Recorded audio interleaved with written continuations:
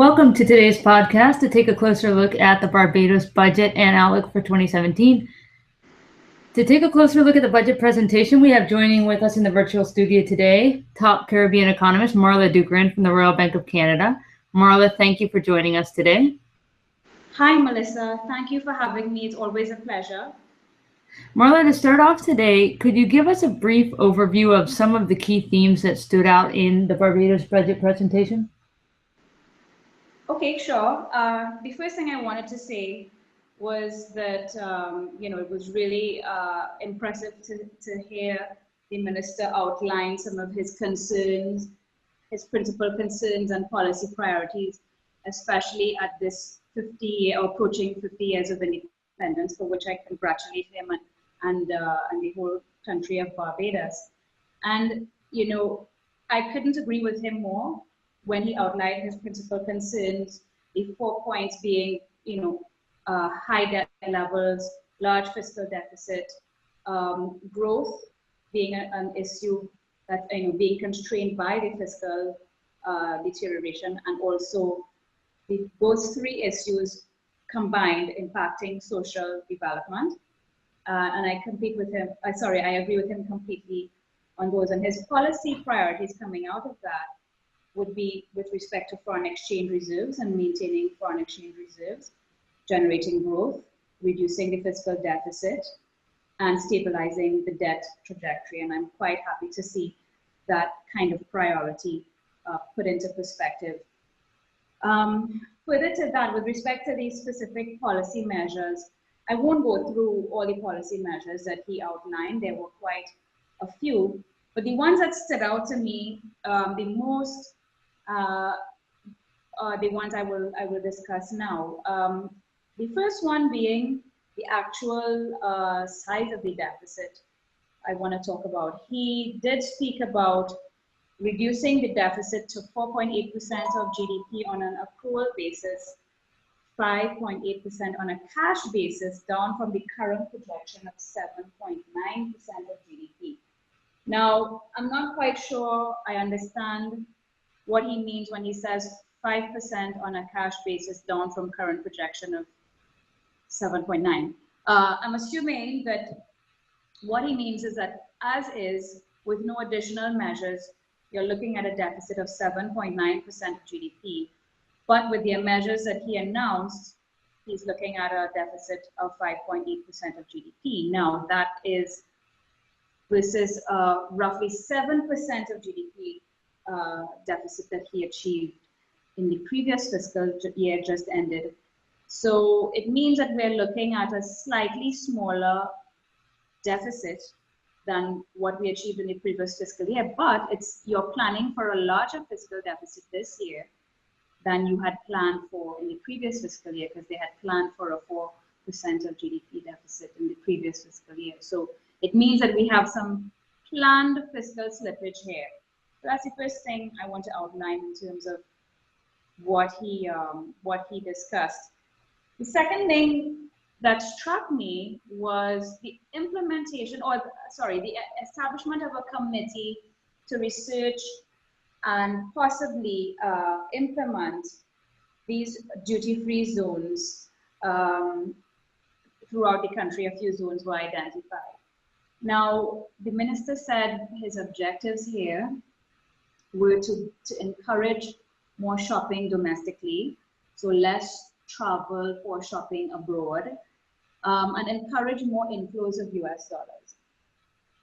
I have a bit of concern that this is going to generate more foreign exchange inflows, because all of the goods that are, or almost all of the goods that would be sold on a duty-free basis in Barbados to foreigners and locals would be imported anyway. Most of them would be imported anyway. So I'm not sure that this generates new foreign exchange. In other words, these are not domestically produced goods that you're quote unquote exporting.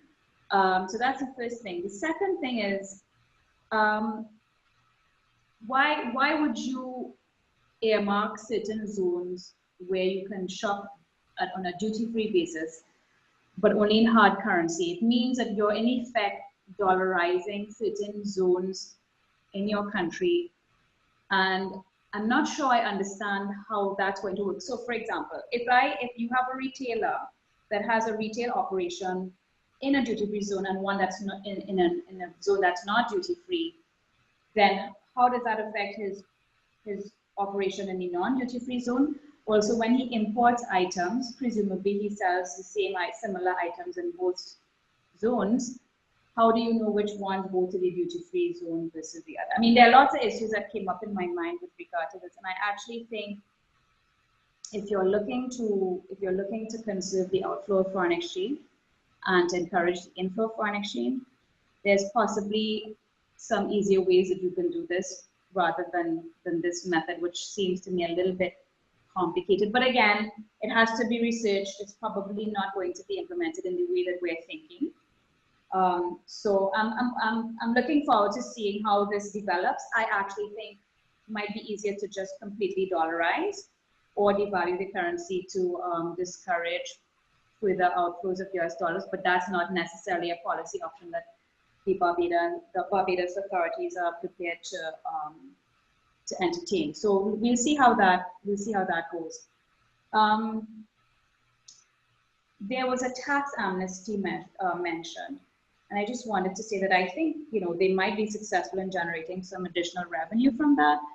However, you can have an issue of moral hazard developing where taxpayers might want to wait for a tax amnesty rather than pay their taxes on time.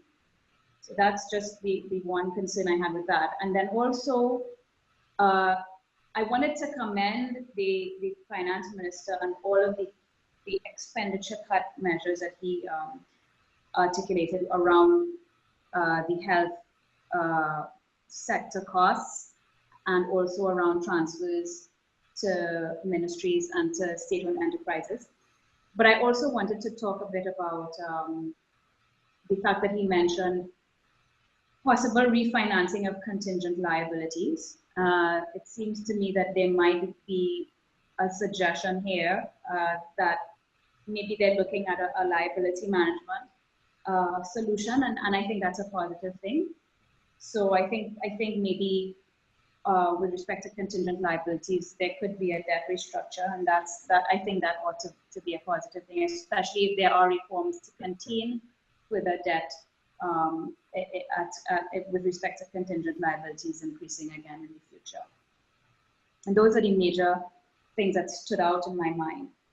Okay, I'd like to get back to the first point you just made, that last year the government had planned for a deficit of 4% of GDP, which depended on the divestment of the terminal, and the minister did outline why that target was missed. What's to say that they will be able to execute to the target this year? Could you comment on that a little bit? Yeah, he did go through a lot of detail as to why that target was missed, and I thought that was quite commendable that he did that. Not many ministers of finance will own up to how they managed to miss their target.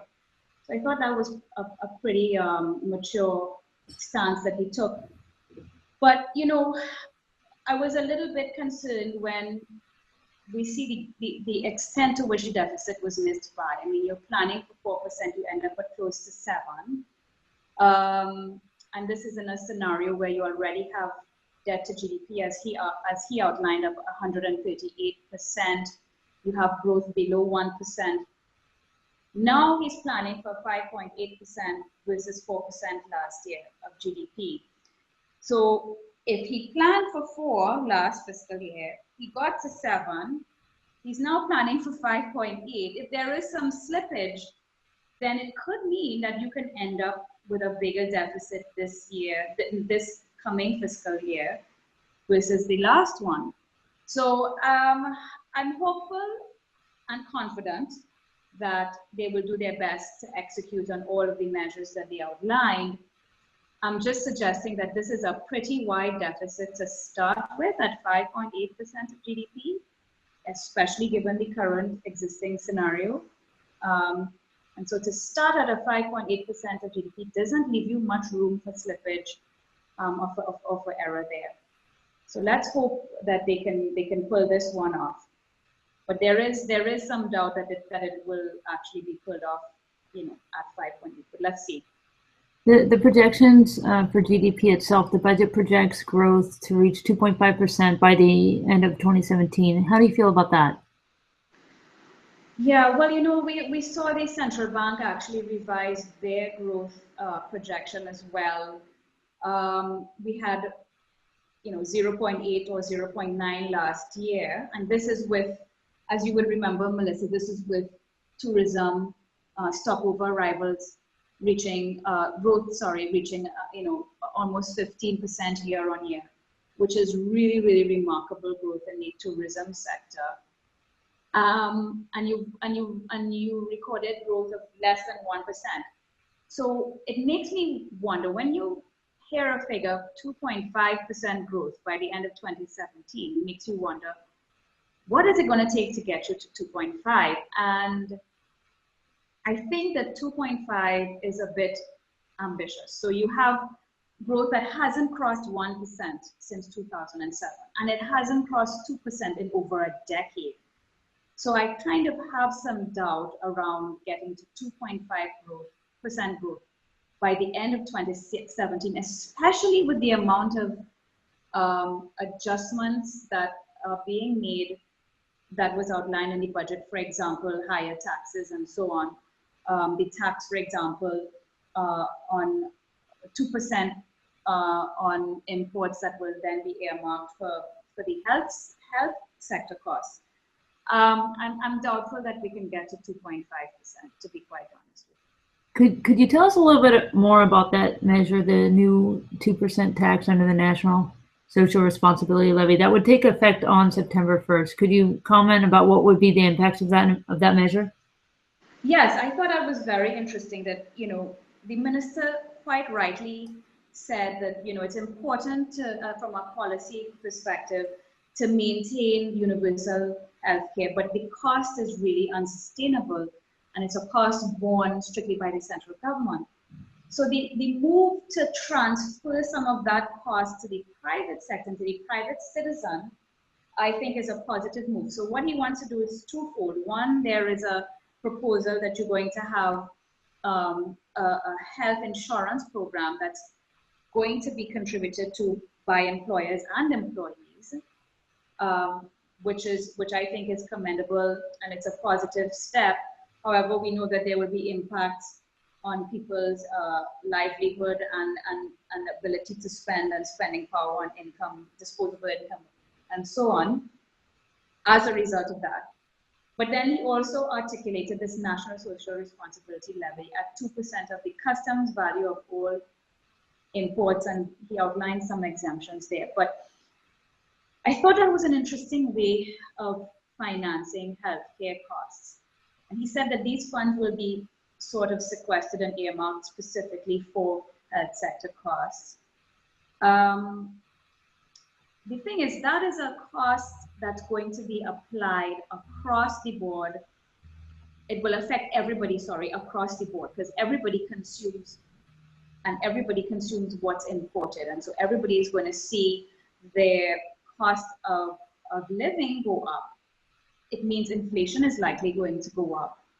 And it means that because everybody is affected by a higher cost of living, the poorer people are going to be hit disproportionately versus those who are more affluent, because I think it's a regressive tax, quite frankly, that is being applied on all goods and services, and if it's applied on all goods and services, then it will affect the poor disproportionately. So there is a bit of a mismatch there in my mind, although he did say that $2 million more will be allocated to the welfare department to help in those who come forward for increased public assistance as a result of the impact of this measure.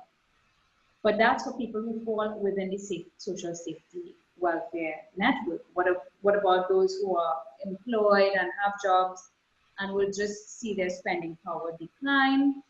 I think maybe we could have come up with a more specific measure of addressing healthcare costs. The other impact that I think that would have is, and which might be sort of a positive unintended consequence is that if you increase the cost of imports, by extension, particularly discretionary imports, will tend to see, once there is a high enough elasticity of demand, you will tend to see the demand for those goods probably decline. So it might cause a bit of a decline in the outflow of US dollars, which the government is trying to engineer anyway. So this is one of the positive impacts that I think this can have. It can cause a slower outflow of US dollars by a higher cost of imports. Okay, let's turn our focus a little bit and get into some of the larger line items from the budget. The minister talked about reducing transfers to state entities and possibly refinancing of contingent liabilities, which you mentioned a little bit earlier. What are your thoughts on how he's going to address the largest line item in the government's budget, which is transfers and subsidies? Well, actually, he outlined quite a few measures that will help to address that largest line item. One I just mentioned with respect to the healthcare costs, but he also outlined some cuts basically to all of the ministries and to expenditure, discretionary expenditure, 25 million in expenditure cuts. So I was quite pleased to see him outline. There's a series of cuts here. I won't go through it in detail, but a series of cuts, 50 million each year that will be trimmed from transfers. And in addition to that, he's also outlined the fact that they're going to probably look at restructuring the contingent liabilities.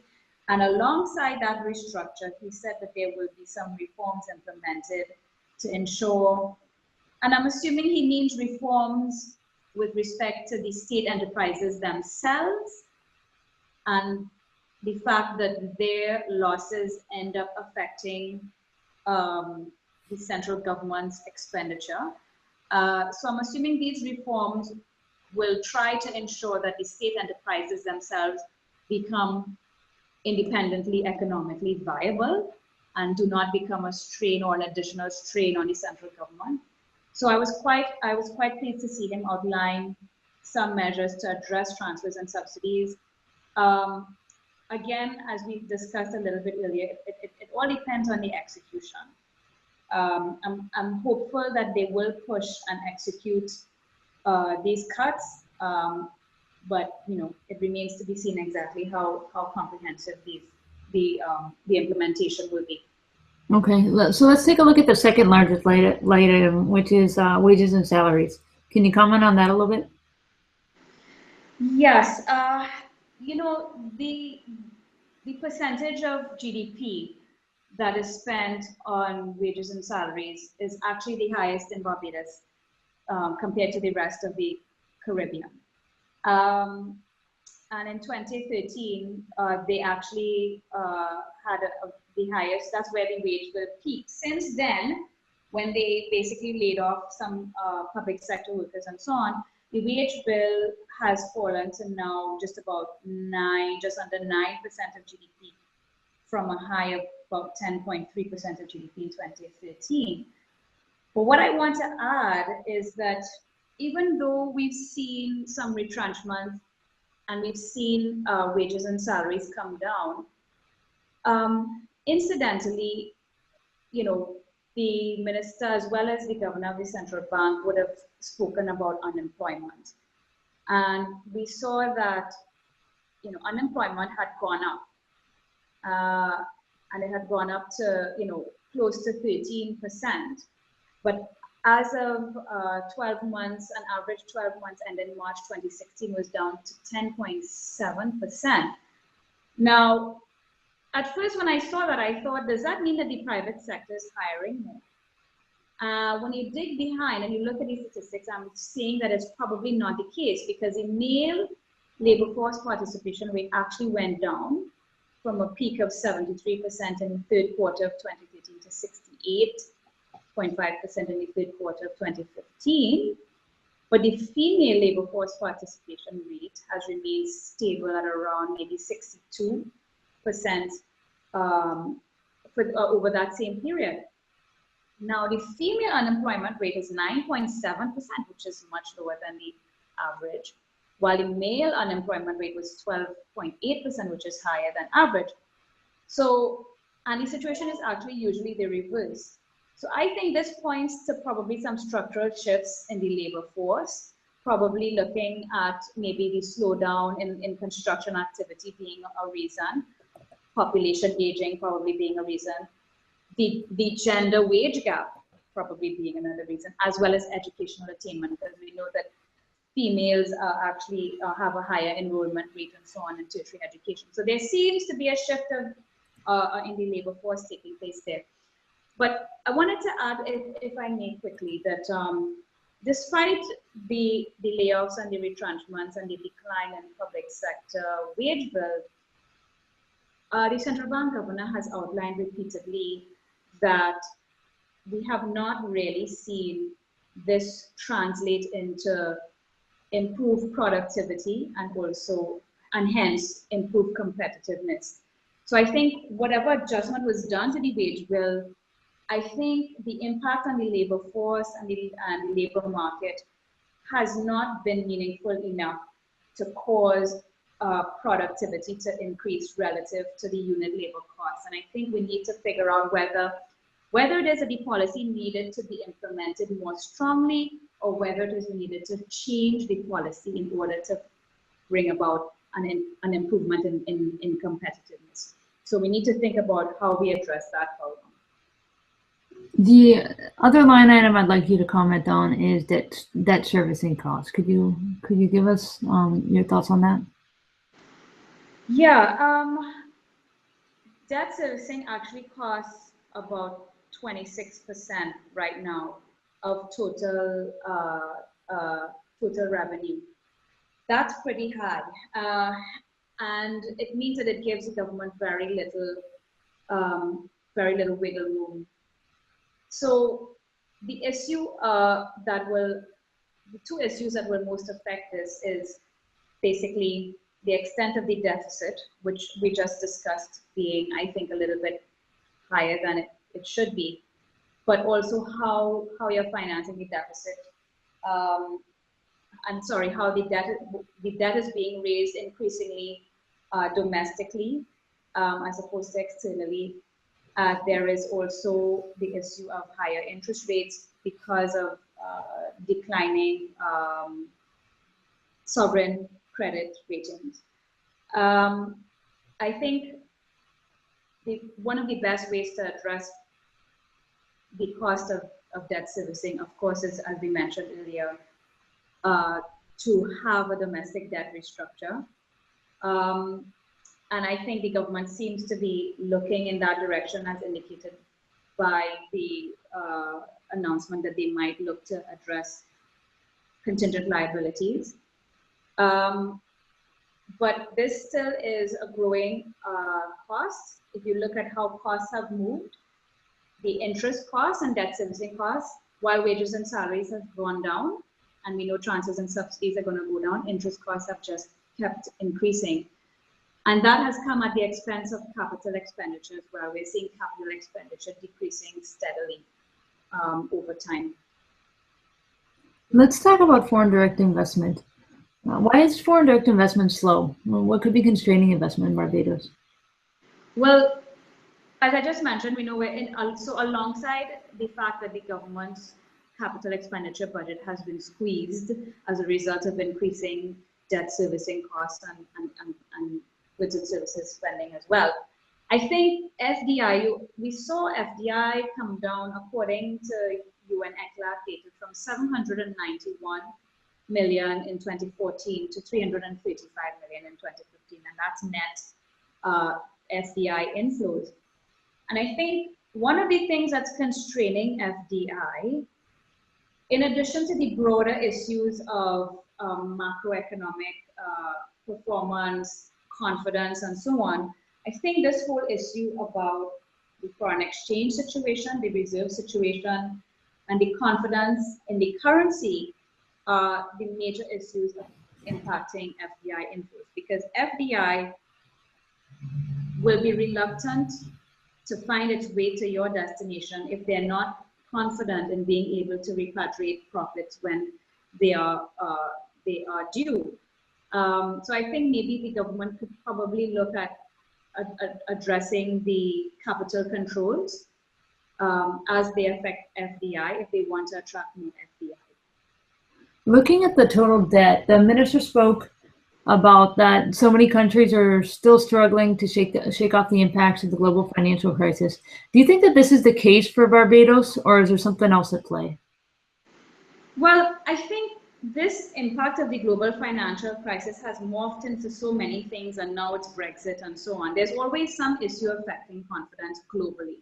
And that, as I mentioned earlier, will also affect FDI. But I think it's probably a little bit naive or unfair to suggest that Barbados's economic situation has its, or challenges, has its genesis in the global financial crisis.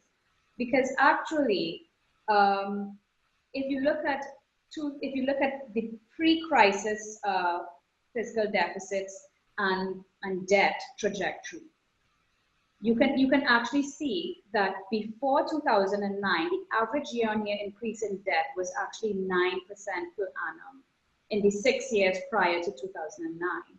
But after 2009, the average year-on-year increase in debt was 5%. So it means that we were accumulating debt at a faster pace before the crisis than we were afterwards. Also, you know, total public sector debt went from 2.92 billion in 2000 to 5.84 billion in 2008, which is basically doubling in 8 years. And this is before the crisis. So to suggest that this is the problem, the cause of the problem we're facing now is, I think, a bit unfair. I think what really was the problem was that we want to have a social spending pattern and basically a fiscal spending pattern that was not sustainable before the crisis, and then the crisis made it even worse. And so it made things worse, but it was not the cause, is what I want to suggest. Okay, one of the concerns, the IMF said that large cash requirements of the government are a challenge increasingly met by the central bank. Could you give us some of your thoughts on what the IMF said? Yes. So basically, the IMF, as well as the rating agencies, and even you've seen other commentators express concern about this.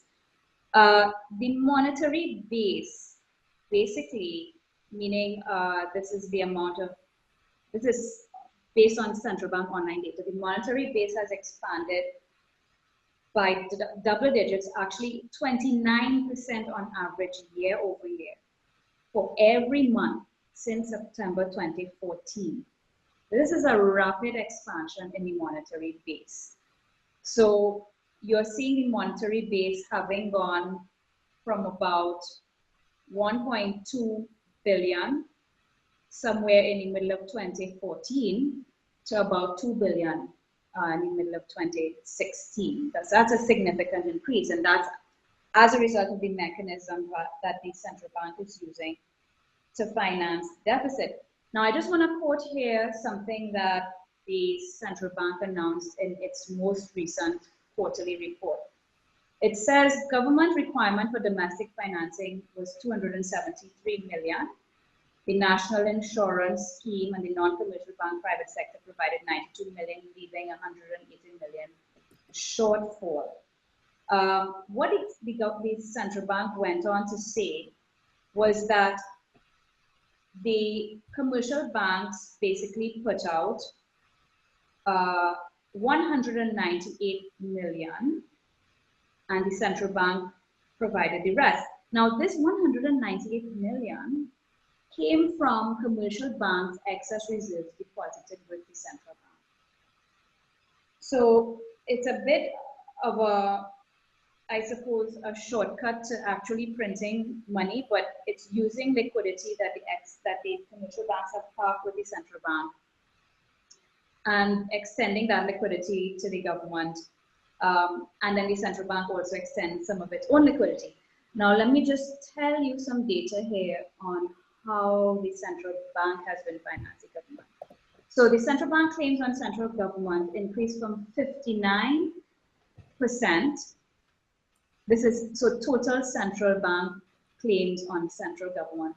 59% year-on-year increase in June of this year to 1.65 billion Barbados dollars, or a total of 61% of total central bank assets in June of this year, up from 49% June of last year. So it means that the central bank is increasingly financing the government. And it's interesting that the central bank would see this as an appropriate policy, given that this directly affects the level of reserves, because the more domestic liquidity in circulation, the more this liquidity is looking for a place to go, either via spending or via investment, and this actually puts pressure on foreign reserves, because all of this spending and investment and so on wants to take place in US dollars. So it's putting, the way that the central bank is financing the deficit is directly putting pressure on reserves. And that's actually the next point that I wanted to get into, because in terms of priority, the minister stated, you absolutely cannot manage a small open economy like ours if you do not have reserves. So that any threats or obstacles to achieving that singular national objective, and he's referring here to maintenance of the peg to the US dollar, must be immediately and if necessary continuously addressed until it is no longer a challenge. Yeah, they're planning a deficit of 5.8% of GDP. That's 1.8 points higher than they planned for last year. How does this budget stack up in helping Barbados maintain this all-important goal of maintaining its currency peg? Yeah, that's I suppose the million-dollar question, Melissa, because even the IMF reported back in February 2014, the last staff report that was published on Barbados said monetary policy has not been consistent with the fixed exchange rate framework. Monetization of the deficit has created uncertainty and confusion about the primary objective of monetary policy. So we know that monetary policy, as I also outlined before, is inconsistent with maintenance of the peg. And then to your point, fiscal policy is also not aligned to the maintenance of the peg. And the fiscal policy being so expansionary and with the deficit so large is actually what's driving the monetary policy stance. So I find it very curious that the minister would stress the importance in his speech, repeatedly stress the importance of this currency peg. He even went and spoke about the way that reserves are measured, and there were some who were suggesting that special drawing rights were not supposed to be used in the measurement of reserves and so on. He stressed this importance of currency peg. He stressed the adequacy of reserves, yet still the government is planning for a deficit of 5.8% of GDP, yet still the central bank is basically increasingly expanding the monetary base and increasingly purchasing government securities. And all of those activities together are in direct threat to the currency peg. So I find that a very ironic situation. The minister spoke about reserves having declined but remaining adequate. Do you agree with that? Yeah, well, reserves have been declining. He did acknowledge that. The central bank, their data is showing that reserves fell 7% year over year in June to 450 million, which they're looking at just over 13 weeks of imports. So there's a benchmark of 12 weeks, as we know, 3 months of imports. They're saying that reserves are 13 weeks of imports, but that's based on where the current cost, monthly cost or weekly cost of imports stand. And that's affected by oil prices, that's affected by aggregate demand, the amount of consumption that's taking place. And so that import cover ratio is determined by the central bank. if you look at just strictly the absolute level of reserves, 450 million is actually quite low. It's the lowest since November 2013. And so that's of concern to me, because back in November of 2013, when it was as low as it is now, import cover actually fell below 12 weeks. So that's one indication to me that the level we're at now is probably borderline with the benchmark that we're trying to maintain. But also there is another benchmark that we can look at, which is making sure that you hold 100% of short-term external obligations. Now, the information I have is that in 2016, we're looking at about 110 million US dollars in debt servicing costs, and in 2017, about 125 million US in debt servicing costs. So we do have coverage, adequate coverage with respect to debt servicing costs. But with respect to import coverage, I would suggest that we're borderline, but we're adequate in an increasingly worsening position, it seems. And that's something that the minister did acknowledge. The last thing I'd like to have you discuss with us today is, could you just give us some basic outlook scenarios for 2017? Yeah, sure. Like I said, I think there are so many positive policies outlined in the budget with respect to especially bringing down expenditure. So assuming that those policies and those initiatives are implemented, assuming that all the FDI that he outlined with respect to Sam Lord's Castle and Hyatt and Four Seasons and so on, and multilateral lending agency support, assuming all of those bear fruit and are actually fully executed and implemented, I think we can have a situation where growth is stronger this year than it was last year. I'm not so sure I'm happy about that 2.5% growth projection by the end of next year, but I think once everything goes as planned, we can see growth increase, and maybe the government can hold out and continue on this current path, at least until the next election. However, given that reserves are, as I mentioned earlier, falling and sort of borderline, given that debt is at 138% of GDP, as the minister outlined, given that the deficit, we're planning for a wider deficit this year than we had planned for last year, it means we're pretty much on shaky ground and we're a bit vulnerable right now. And if there is any external shock, like let's just say Brexit does in fact go ahead, and there are some repercussions from that, or if oil prices recover, or if there is a weather-related crisis, a hurricane, for example, I think the level of vulnerability I'm seeing right now suggests to me that we can see things deteriorate quickly. But barring any unanticipated or unexpected external shocks, I think once everything is implemented as planned, we can continue to see some growth this year and into next year. Again, once everything that the minister has outlined is implemented as planned.